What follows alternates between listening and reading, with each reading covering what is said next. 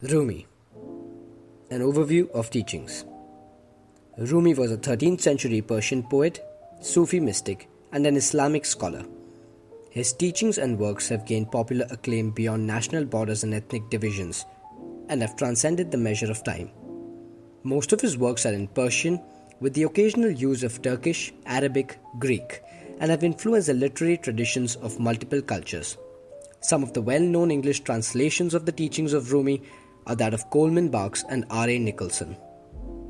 In this video, I intend to cover the philosophy of Rumi in a compendious manner.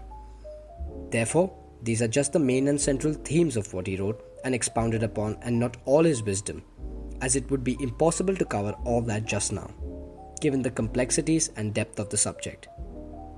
I have chosen Rumi to be the subject of the first video because I think he perfectly captures what this channel is to me and what I want this channel to come across as to all of you. Rumi has commented on a myriad of things about life. His perspective tends to be cryptic, yet so simplistic and practicable. The philosophy. 1. In things spiritual, there is no partition, no number, no individuals. How sweet is the oneness on earth, the treasure of unity. Rumi. Rumi spoke about the fundamental unity of all beings and that which is beyond the facade of illusion. In the real existence, we are all one single entity. This unity exceeds geographical partitions and individualistic segregation that seem to delude our species into thinking we are truly separate beings. He also spoke about how the cosmos is contained within us and that we need to have the courage to look inward. There is only one singular ultimate truth to be found. It is the objective of life to be united with the cosmos and to be sensitive to things around us and seeing them as ourselves or a reflection of us. Eastern philosophy has often spoken on this matter and teaches the art of sensitivity and empathy, which invariably binds all beings together. The final goal of the spiritual journey is to become fully aware of and united with the divine. 2. In your light, I learn how to love. In your beauty, how to make poems. You dance inside my chest when no one sees you, but sometimes I do, and that sight becomes this art. Rumi. He goes on to emphasize on the prominence of love for God and for others as a part to making the unity perceptible. Love, according to him, is the substance of all things, and God too can be found in everything. This truth holds within it the beauty of art and the source of all wisdom. The state of union can be attained through disciplined spiritual practice and an honest devotion to God. Rumi's words draw many parallels to Eastern schools of thought, which in itself is a very broad classification. They talk about oneness with God, aka the divine or the higher power. And in the East, this is done by using a multitude of practices, which I may go through in an entirely different video. 3. When your chest is free of your limiting ego, then you will see the ageless beloved. You cannot see yourself without a mirror. Look at the beloved. He is the brightest mirror. Rumi. The road to spiritual realization involves surrendering the ego and the desires that entail it. The ego is the ultimate expression of the self, and only the negation of the self can make a person selfless, consequently finding spiritual comfort, the truth, and love.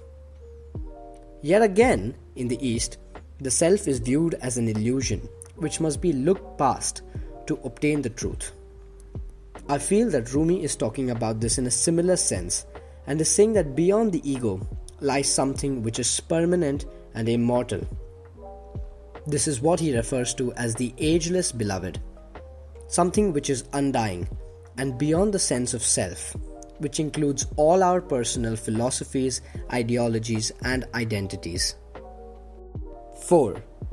A divine dance appears in the soul and the body at the time of peace and union. Anyone can learn the dance, just listen to the music. Rumi.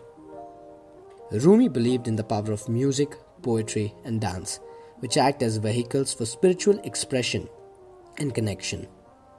There is a verse of his poetry which aptly captures the essence of this quote, which when translated goes as, "Dance when you're broken open.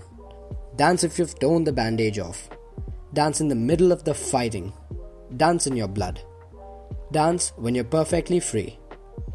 I am no expert in literature or philosophy, but I can attempt an answer in this specific case.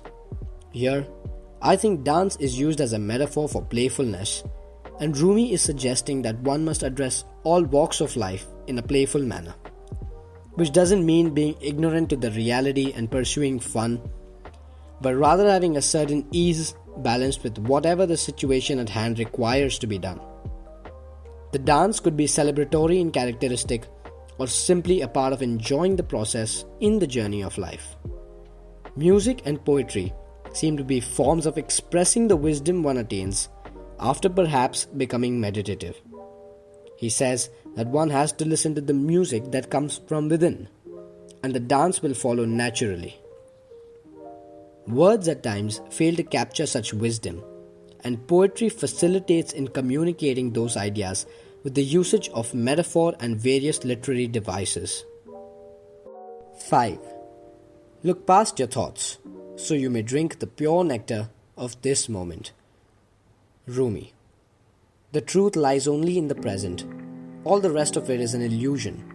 One's thoughts, memories, and so on are lessons from the past and have no place in the quest for the truth in the present.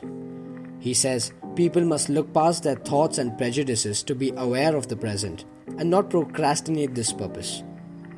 A question that this saying begs is whether the past and the future are impure, and if the present is the only unfiltered actuality. 6. Suffering is a gift. In it is hidden mercy. You have to keep breaking your heart until it opens. Rumi. He says, suffering may serve as a catalyst for spiritual growth, and beyond the suffering is the mercy of the divine. Suffering has a transformative nature and can ultimately lead to realization. What he meant here could also possibly be the breaking down of the self to attain a state of selflessness. On countless occasions, he has suggested the idea of eliminating the ego, and that process involves heartbreak. One of the 4 noble truths that the Buddha realized was that life is suffering. But this must be looked at with a lens of optimistic nihilism, which can be liberating to the soul. This also helps in getting insight into Rumi's words and what he means when he says that suffering has an innately transformative quality. 7. The more awake one is to the material world, the more one is asleep to the spirit. Rumi. Detachment from all things material is imperative to the spiritual journey, as it impedes any progress made. One must let go of this illusion to reach the truth and embrace the divine. Indulgence is classified as a sin of various forms in maybe every culture ever. If you have ever heard of any bloody philosophy in your life, you couldn't have missed this one possibly. Therefore, I find it largely unnecessary to go into this matter any further. 8. The Preceptor.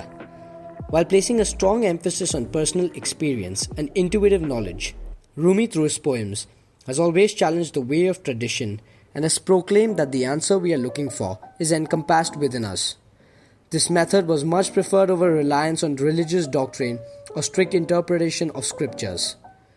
Rumi's mentor Shams Tabrizi, who he is said to have met in his early 30s, made him question the fundamental laws of religion and encouraged Rumi to think about, meditate on, and question the pre-existing norms. Rumi references Shams with great reverence in his poetic collections, especially in the Diwani Shams Tabrizi. He stresses on the role of a spiritual teacher in the whole process and the importance of being open and receptive to such guidance. A Sufi never apportions blame. How can there be opponents or rivals or even others when there is no self in the first place? How can there be anyone to blame when there is only one? These are the words of Shams Tabrizi. Rumi's style of incorporating literature and spirituality is the essence of Sufi poetry. His deep spiritual understanding and the ability to communicate complex ideas in a concise manner sheds light on the Sufi concept of spirituality and helps us comprehend his works. His literature is widely studied across the world. The ideas he proposes are not easily decipherable, and anybody can only make an honest effort of trying to do so. Hope you liked this brief overview on the philosophy of Rumi. Thank you.